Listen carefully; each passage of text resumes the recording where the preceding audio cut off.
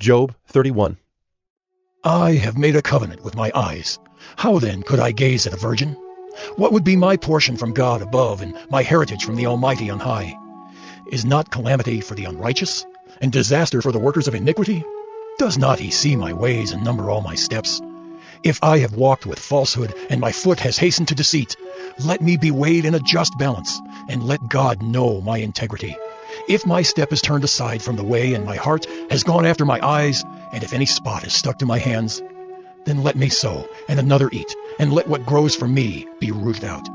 If my heart has been enticed toward a woman, and I have lain in wait at my neighbor's door, then let my wife grind for another, and let others bow down on her.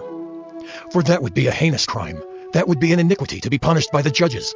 For that would be a fire that consumes as far as Abaddon, and it would burn to the root all my increase. If I have rejected the cause of my manservant or my maidservant when they brought a complaint against me, what then shall I do when God rises up? When he makes inquiry, what shall I answer him? Did not he who made me in the womb make him? And did not one fashion us in the womb?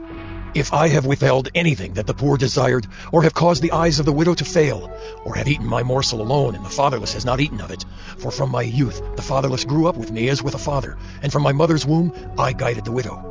If I have seen anyone perish for lack of clothing, or the needy without covering, if his body has not blessed me, and if he was not warmed with the fleece of my sheep, if I have raised my hand against the fatherless, because I saw my help in the gate, then let my shoulder blade fall from my shoulder, and let my arm be broken from its socket. For I was in terror of calamity from God, and I could not have faced his majesty. If I have made gold my trust, or called fine gold my confidence, if I have rejoiced because my wealth was abundant, or because my hand had found much, if I have looked at the sun when it shone, or the moon moving in splendor, and my heart has been secretly enticed, and my mouth has kissed my hand, this also would be an iniquity to be punished by the judges, for I would have been false to God above. If I have rejoiced at the ruin of him who hated me, or exulted when evil overtook him, I have not let my mouth sin by asking for his life with a curse. If the men of my tent have not said, who is there that has not been filled with his meat? The sojourner has not lodged in the street.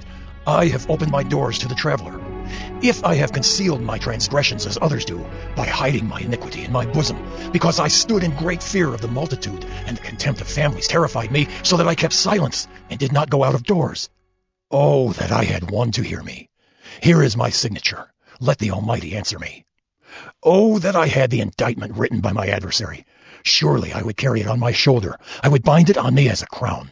I would give him an account of all my steps. Like a prince I would approach him.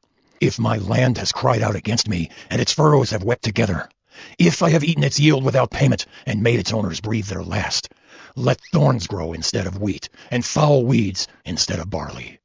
The words of Job are ended.